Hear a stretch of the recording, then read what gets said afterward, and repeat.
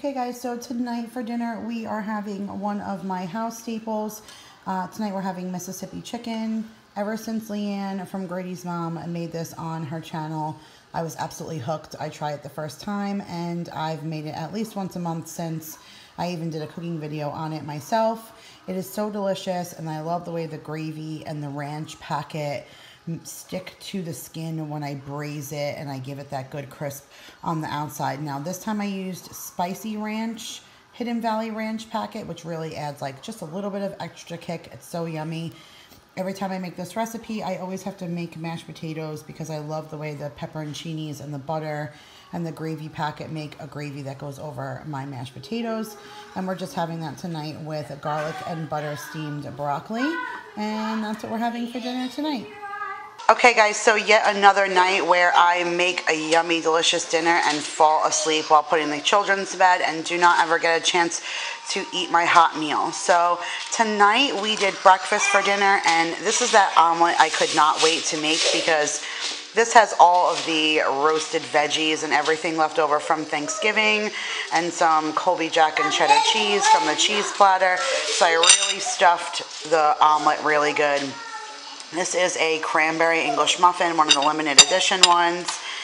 These are the, I know those potatoes look a little weird. I never had a purple potato like that before. This is the bag I bought on accident from Trader Joe's. This is the rosemary color medley roasted potatoes. They might not look the greatest, but they are dynamite. I definitely will buy these again. They're really good. The bag's not so big, so I really only could feed me and Daryl with that. But I'll know to buy 2 bags, but they really were delicious. And I just cut up some pineapple, and luckily for me, we had breakfast for dinner because now my dinner is actually breakfast. So this is what we had for dinner last night. Okay guys, so I wasn't even gonna film this what's for dinner clip, but I absolutely had to after my husband and I took a couple of bites. But tonight I started filming my Amanda edition of freezer meals. I'm not sure if this video will be out before that one, so if that video is already up, there'll be a card up top for you to check out that freezer meal. But this is the first time I've ever made a homemade pot pie.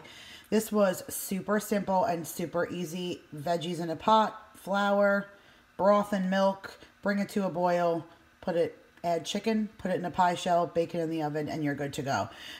So this really was not complicated. I feel like anybody who struggles in the kitchen could make this, and it literally tastes better than the $2.50 pot pie Marie Collender's that you buy in the store. And it's just so flaky, and it's just the insides were perfect. The flavor was all there.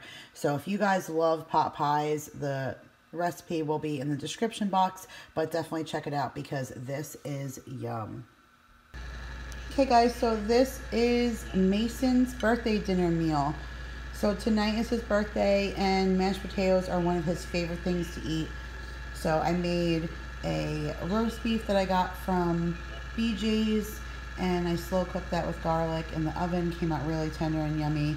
And then these are just my loaded mashed potatoes.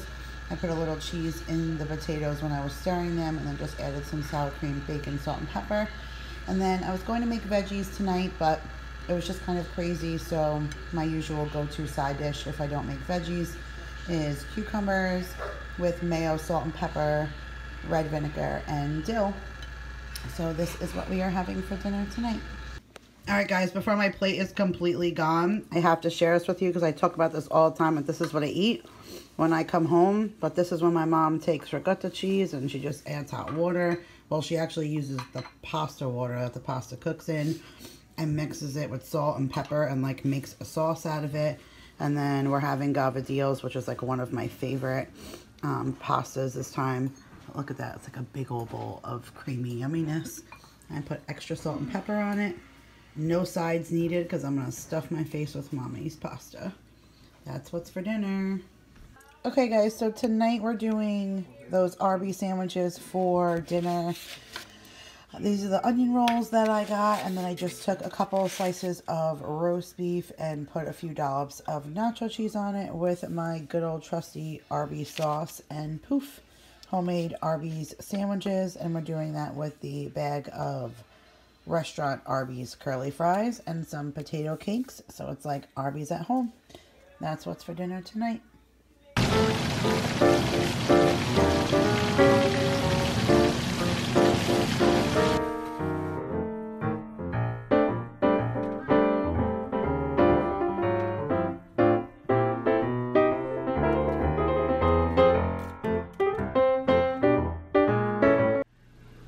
Okay guys, so this is the last clip in this what's for dinner video. Actually, that's not true. I do have one clip following this.